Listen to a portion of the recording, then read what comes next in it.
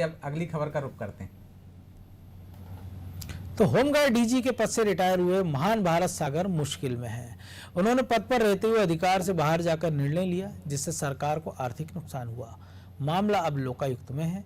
उनके रिटायर होते ही लोकायुक्त ने डीजीपी विवेक जौहरी और वर्तमान होमगार्ड डीजी पवन जैन को नोटिस जारी कर तलब कर लिया। उनसे सवाल जवाब के बाद सरकार से भी सवाल जवाब किया गया है।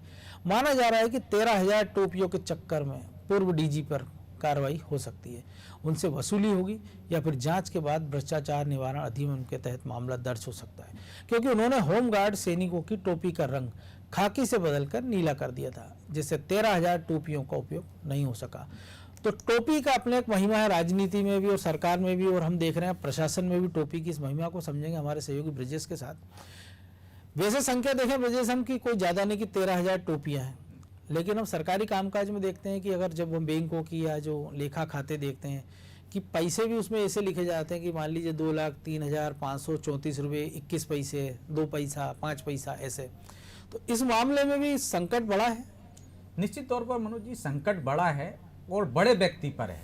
कम से कम जो इतने बड़े ओहदे पर जो अधिकारी पहुंच जाता है, बिल्कुल, उससे हम सारे उम्मीद करते हैं कि वो नियम कायदे से पूरे काम करेंगे, उसके विपरीत जाकर कोई काम नहीं करेंगे। लेकिन यहाँ देखा है कि 13,000 टोपियों का मामला नहीं है। वो 13,000 टोपियाँ भले ही डीजीपी से वसूली हो जाए, उसकी जो अतिरिक्त खर्च हुआ हो, लेकिन आप ये देखिए कि अधिकार क्षेत्र से बाहर जाकर जो काम हुआ है, तो इस तरह से यदि आपने एक अधिकार क्षेत्र से बाहर जाकर काम किया है तो आपकी पूरे कार्यकाल पर सवाल या निशान लग जाते हैं, तो आप पे एक शंका की दृष्टि आ जाती है।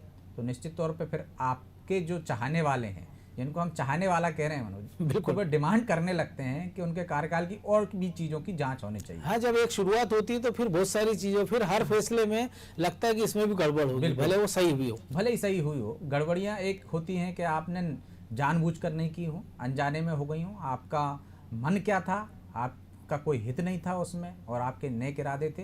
तो ऐसी गड़बड़ियों को रोकने के लिए तो सरकार भी चाहती है और उनको संरक्षण भी देती है अधिकारियों को, बिल्कुल। लेकिन ये बात जब उठी है, जब लोकायुक्त में मामला चला गया, और वो भी जब उनके रिटायरमेंट के बाद, पहले भी शिकायत हुई लेकिन कोई कार्रवाई नहीं हुई।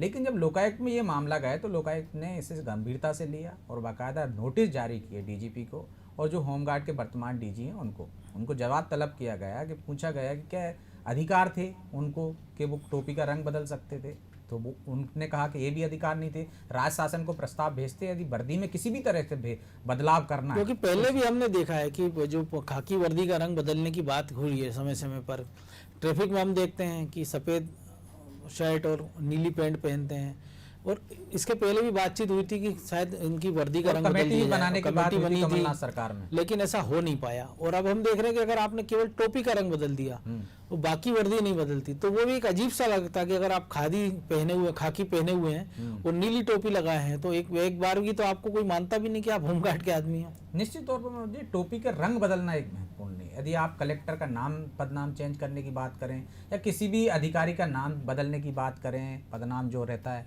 यदि उनके वर्दी में बदलाव करने की बात करें तो इसकी एक बाकायदा प्रक्रिया होती है। आपको प्रस्ताव बनाकर गृह मंत्रालय को भेजना पड़ता है, गृह मंत्रालय आप सरकार को भेजता है, या सरकार यदि बदलना चाहे तो वो आपसे प्रस्ताव बनाने की कहती है, कमेटी बनाती है कि उस कमेटी में उस विभाग का प्रमुख भी होता है और अन्य एक्सपर्ट भी होते हैं कि यदि बदलाव किया जा रहा है तो क्यों किया जा रहा है और इससे अतिरिक्त क्या खर्च पड़ेगा सरकार पर, भार कितना पड़ेगा, तो फायदा क्या? क्योंकि अगर आपने वर्दी बदल दी लेकिन आपने उनका एटीट्यूड नहीं बदला है, अगर उनके कामकाज का ढर्रा नहीं बदला है, बाकी चीजें नहीं बदली, तो वर्दी आप किसी भी रंग की देख लीजिए। हम देख रहे हैं कि देश के तमाम हिस्सों में अलग अलग जगह की पुलिस अलग अलग वर्दियां पहनती है। बहुत सारी जगह पर ये जरूर है कि वो खाकी पहनती है, लेकिन पश्चिम बंगाल में हम देखते हैं कलर दूसरा है, गोवा में कलर दूसरा है।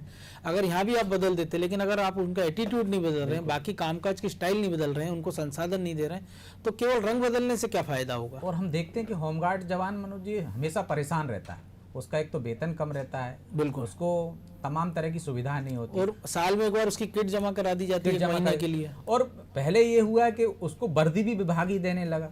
उस आदेश में भी इस मामले के संज्ञान में आने पर जवाब तलब होने के बाद बदलाव किया गया है। अब उनको उनके खाते में 400 रुपये दिए जाएंगे सीधे, तो वो अपने मन से वर्दी ले सकते हैं। अब जिनके पास वर्दी होगी और आपने वो पहले से उसका सदुपयोग कर रहा है और संभाल कर रख रहा है, नहीं फटी उसकी वर्दी, तो क्यों खरीदेगा दूसरी। बिल्कुल। लेकिन यदि आप विभाग ने उसको वर्दी देने का ठेका ले लिया है कि हम ही बना के देंगे या हम ही बनवा के देंगे, तो निश्चित तौर पर उसके लिए तो उसका कोई फायदा नहीं हुआ। वो अपने हिसाब से, अपनी फिटिंग के हिसाब से वर्दी बना सकता है, अपने हिसाब से टोपी ले सकता है। तो सीधी राशि आजकल वैसे भी सरकार चाहती है कि सीधे खातों में भेजा जाए, हर व्यक्ति के खाते में राशि पहुंच रही है, कहीं भ्रष्टाचार की कोई गुंजाइश नहीं रही। बिल्कुल। यदि आपकी मंशा नियत ठीक थी, मंशा ठीक थी, तो निश्चित तौर पर आप खाते में राशि दे सकते थे उनके, कि वो अपने हिसाब से वर्दी ले सकें। और यदि उनको कोई और अच्छी वर्दी सिलवाना है तो अतिरिक्त राशि वो खर्च कर सकते हैं। लेकिन यहाँ आपने थोक में खरीद कर और फिर उनका रंग बदलने की जो प्रक्रिया हुई है, तो वो भी एक प्रक्रिया गलत थी। इसी कारण अब वो जो जवाब तलब हुआ, तो उसके बाद से नया एक आदेश भी निकला है, सरकार ने भी उसको मंजूरी दे दी। डीजी होमगार्ड ने प्रस्ताव बनाकर भेजा था सरकार के पास कि क्यों ना उनके खाते में ही राशि ट्रांसफ़र कर दी जाए। तो अब उनके पर मंथ के खाते में उनके राशि चला जाया करेगी, 400 रुपये उनको मिलेंगे, जिनको उपयोग होगा, जैसा उपयोग करना चाहें वैसे कर सकते हैं। बिल्कुल।